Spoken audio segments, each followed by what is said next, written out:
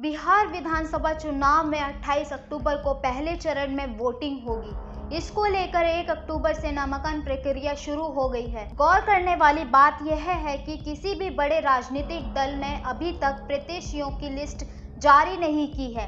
बिहार विधानसभा चुनाव 2020 के पहले चरण में वोटिंग की आज 1 अक्टूबर को नामांकन शुरू हो गया है। नामांकन पत्र सुबह 11 बजे से दोपहर 3 बजे तक संबंधित निर्वाचन अधिकारी ले सकेंगे। गौर करने वाली बात यह है कि नामांकन पत्र प्रक्रिया शुरू हो गई है, लेकिन किसी भी बड़े राजनीतिक दल के प्रत्याशी तय नहीं हुए हैं। 28 अक्टूबर को पहले चरण की वोटिंग के लिए 8 अक्टूबर को नामांकन पत्र भरे जाएंगे। नामांकन पत्र को लेकर भी सभी अनुमंडल कार्यालय कलेक्टर पर धारा 144 लागू रहेगी। कोविड-19 को देखते हुए प्रत्याशी ऑनलाइन नामांकन पत्र जमा कर सकते हैं। इसके लिए शपथ पत्र से लेकर शुल्क भी ऑनलाइन जमा कर सकते हैं। यह एक विकल्प के रूप में है। प्रत्याशी यदि हार्ड कॉपी के साथ नामांकन पत्र दाखिल करना चाहते हैं तो वह भी कर सकते हैं। नामांकन प्रारूप जिला निर्वाचन पदाधिकारी की वेबसाइट पर उपलब्ध है। ऐसे अभ्यर्थी जो ऑनलाइन पद्धति से नामांकन करना चाहते हैं तो वह वेबसाइट में नामांकन पत्र को प्रविष्ट कर सकते हैं। उसका प्रिंट निकालकर प्रारूप एक निर्वाचित पदाधिकारी द्वारा निर्गत सूचना की अंकित स्थान पर नामांकन दाखिल कर सकते हैं। ऑनलाइन पद्धति से जमानत राशि को निर्धारित पोर्टल पर जमा कर सकते हैं। अभ्यर्थी चाहे तो नगद रूप में जमानत राशि जमा करने के लिए ट्रेजरी चलाने के माध्यम से जमानत राशि जमा कर सकते हैं। प्रत्याशी बनने के इच्छुक स्वयं अपना या किसी का निर्वाचित प्रमाणीकरण के लिए भी ऑनलाइन नामांकन पद्धति का उपयोग कर सकते हैं। नामांकन दाखिल करते समय अभ्यर्थी सहित प्रत्याशी के अलावा 2 व्यक्ति भी उपस्थित हो सकते हैं। नामांकन के अवसर पर ज़्यादा से ज़्यादा 2 वाहनों की भी अनुमति होगी। नामांकन समीक्षक एवं प्रतीक अवाउंट के अवसर पर सोशल डिस्टेंसिंग का पालन के लिए निर्वाचित पदाधिकारी के कक्ष में प्रत्येक स्थान उपलब्ध है। निर्वाचित उत्तराधिकारी संभावित अग्रिम रूप से समय का निर्धारण कर सकते हैं। पटना जिले में यहाँ लिए जाएंगे नामांकन पत्र। मुकाम एसडीओ कार्यालय बाढ़ डीएसएलआर कार्यालय बाढ़, पालीगढ़ एसडीओ पालीगढ़ कार्यालय विक्रम, डीएसएलआर पालीगढ़ स्थान। नामांकन शुरू, लेकिन किसी बड़े दल में कैंडिडेट तय नहीं है। बिहार विधानसभा चुनाव में नामांकन प्रक्रिया गुरुवार से शुरू हो गई है, लेकिन किसी भी बड़े राजनीतिक दल के प्रत्याशी तय नहीं हुए हैं।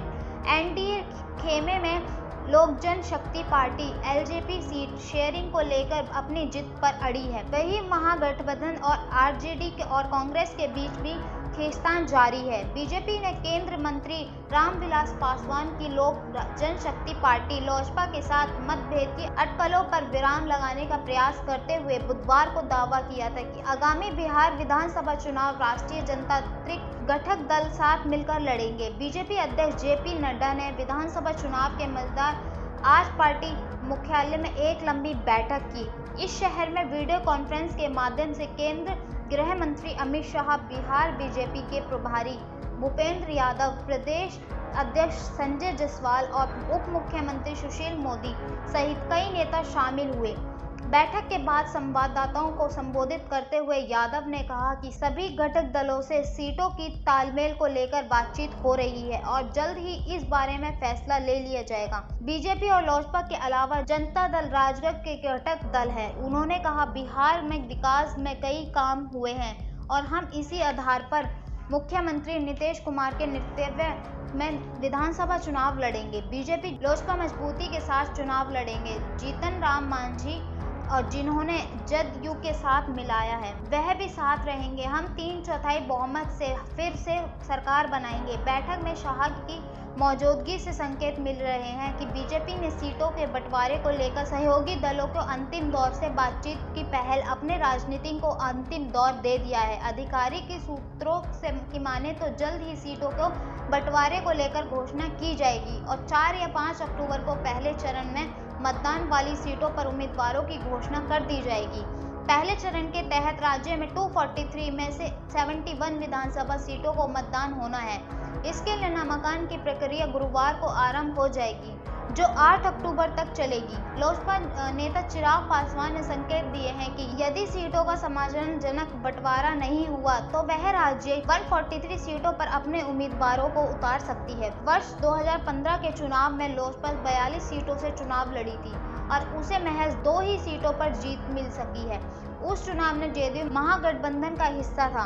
राष्ट्रीय जनता दल और कांग्रेस के साथ मिलकर उसने राजग को पटखनी दी थी। चुनावी तैयारियों के मद्देनजर चिराग ने आज पार्टी नेताओं की एक अहम बैठक की। जदयू के लोजपा के रिश्तों में पिछले कुछ समय से चल रही कड़वाहट की वजह से राजग में तनाव बना हुआ है।